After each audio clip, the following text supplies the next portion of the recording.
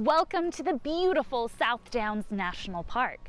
In today's video, to celebrate the Wildlife Trust 30 Days Wild Challenge, I'm bringing you with me on my rather chilly summer's run in order to find my favorite animal of the British Isles. Along the way, I'll tell you about my other 4 favorites as well. So you ready? Join the safari and let's get started.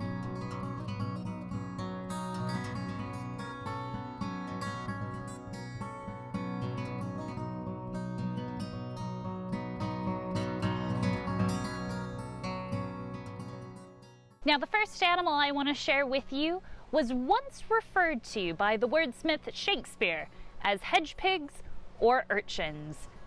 Know which one I'm talking about?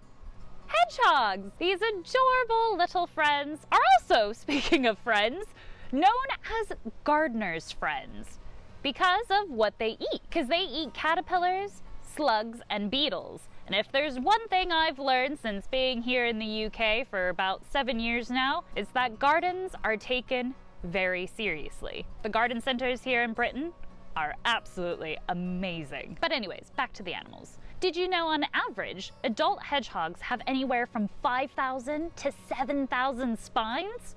Whew, no wonder they were referred to as urchins. That's a lot of prickly spines. Now, these little guys tend to hibernate between November and mid-March, and they've been doing quite well in adapting to life in the city. In fact, that was one of my very first things that I did here in the UK, was participate in a hedgehog survey in London. I was fortunate enough to be able to spot one and help with the hedgehog survey hands-on. If you happen to be in London and want to get involved, I'll put the link to the survey that I helped with in the description down below. I won't be finding any hedgehogs here, but let's continue on to see if I can find my favorite British wildlife species.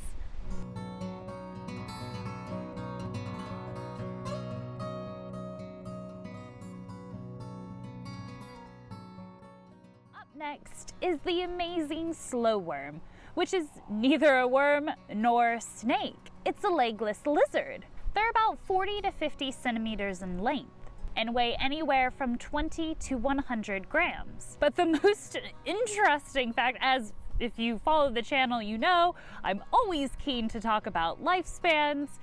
Incredibly, the slow worm can live for up to 20 years. Now, there's 2 things that give it away as a lizard and definitely not a worm nor snake. It's the fact that they can shed their tail and they blink with eyelids. Now, being a reptile here in the UK can be a bit tough given our cold winters and apparently cold summers. So they in fact hibernate from October to March.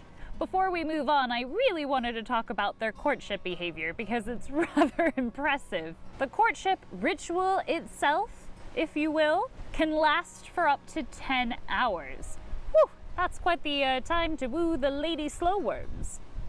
Once they are wooed, the female will incubate the eggs internally, eventually giving birth to about 8 individuals. And interestingly enough, in April 2020, some scientists conducting a reptile survey found a leucistic slow worm. That's a fancy word for their coloration, which was in fact a translucent pale pink color that made its dark eyes stand out even more so. This apparently is rare in slow worms, but not uncommon in other reptiles. Speaking of pink, and completely off topic, but a shameless plug nonetheless, for my friends at Unsecured Clothing, because I am alas wearing a pink t-shirt. If you didn't notice it, I love it because it has a penguin on it. Isn't that cute?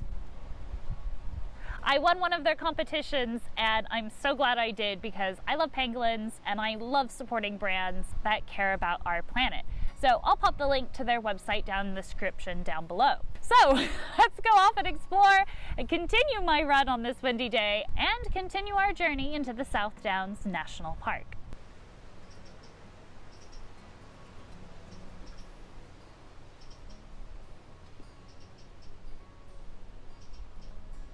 Whew. Beautiful blustery day in the South Downs National Park. It's supposed to be summer. I don't think the clouds got the message. And at least it's not raining though, I guess. It is a bit blustery, so not a day to forget a hair tie.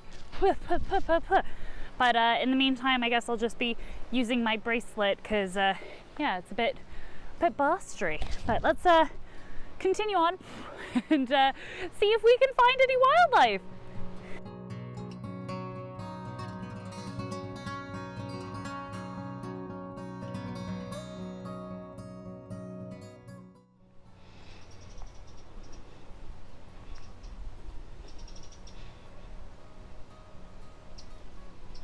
All right, so I'm a bit thirsty, so time for a water break. Speaking of water, we're going to talk about the Eurasian otter, one of my favorite species of the British Isles and one I've still yet to see in the wild.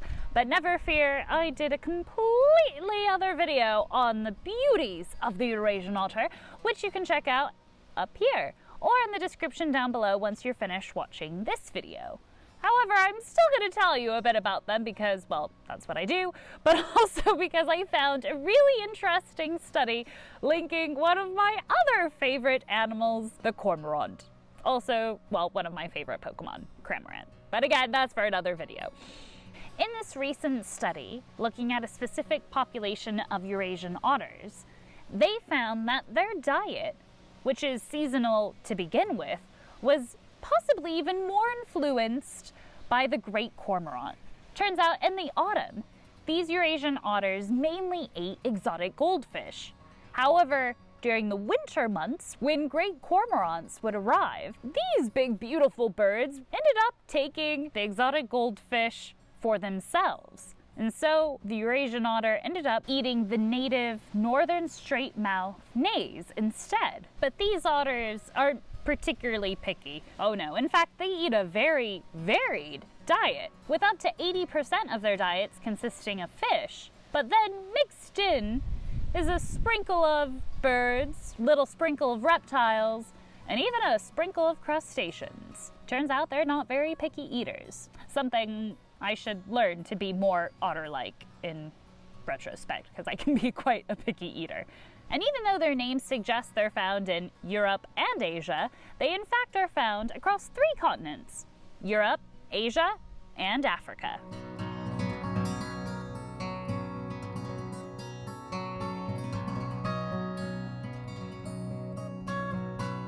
So next up is the beautiful Demoiselle. It's one of 2 British damselfly species that has colored wings.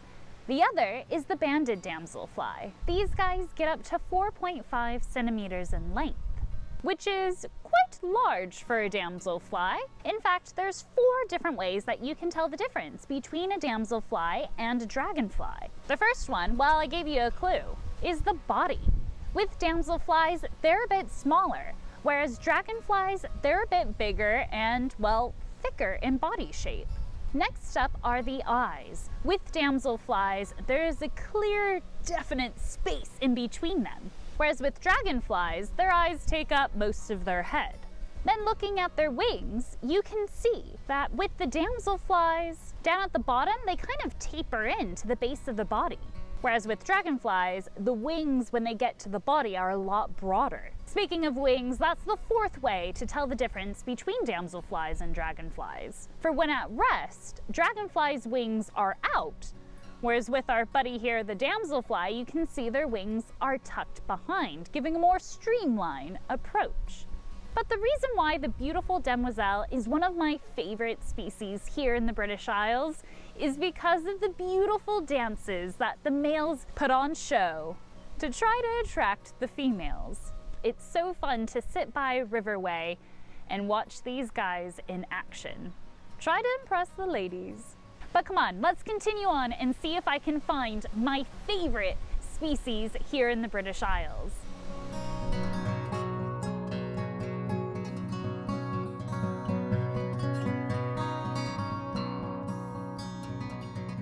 Now, my favorite animal of the British Isles is none other than the beautiful and majestic red kite. They have an incredible conservation story, but their story begins back even further, with good old Shakespeare again coming into the video. How many times can I reference Shakespeare? Oh my goodness. Well, he actually referenced the red kite no less than 15 times in his works. In fact, they were called puttock instead of red kite, which I think red kite sounds a lot better. But if you think puttock sounds better, let me know in the comments down below. But why would red kites be in medieval London? What would they be getting up to? Well, it turns out they're scavengers, and what better place to look out for grub than the streets of London that were covered in litter. Am I right? Gee whiz. These beautiful birds have a wingspan of 185 centimeters.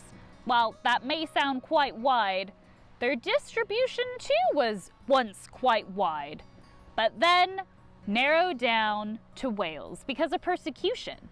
And thanks to reintroductions, the red kite once again is soaring the skies of England. And they actually have a very special place in terms of conservation, for they are the subject of the longest continuous conservation project, say that 10 times fast, in the world, with the Kite Committee being formed in 1903, and work being done ever since to help save this beautiful bird. And now that I find myself in this field, I feel like the odds are ever in my favor of seeing a red kite soar in the skies above me. Let's continue on my trek through the South Downs to see if we can spot one.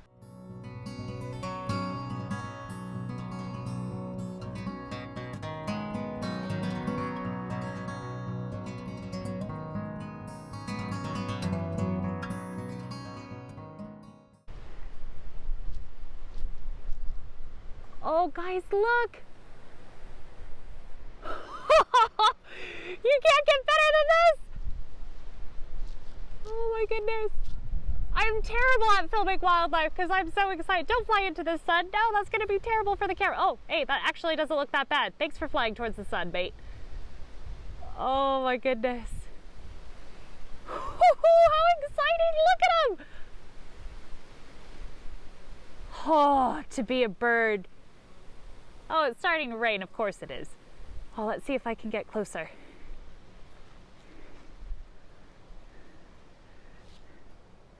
It was actually funny. I was just messaging my friend Sean from Whatever the Weather Animals, and I thought it was a seagull, but it's not. Oh. That is certainly no seagull. Way to go with your wildlife identification there, Shelby.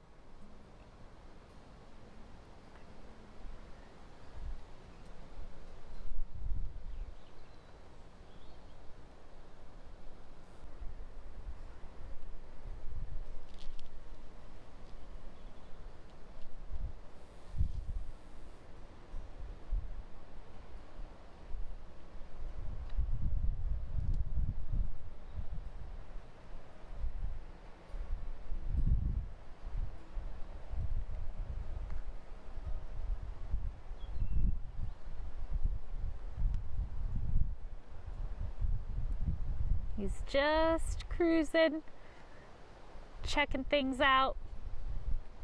I'm right by a big open field, so he's probably assessing the scene.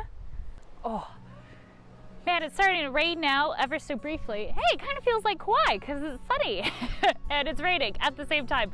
How amazing is that? Oh my goodness, he's still up there soaring. I'm gonna continue watching him. But I'll leave you guys with that because, oh, I'm so stoked. I didn't actually think we'd be able to see one today. But hey, always the eternal optimist, right? If you enjoyed this video, please give it a thumbs up and let me know down in the comments below what your favorite species of British wildlife is.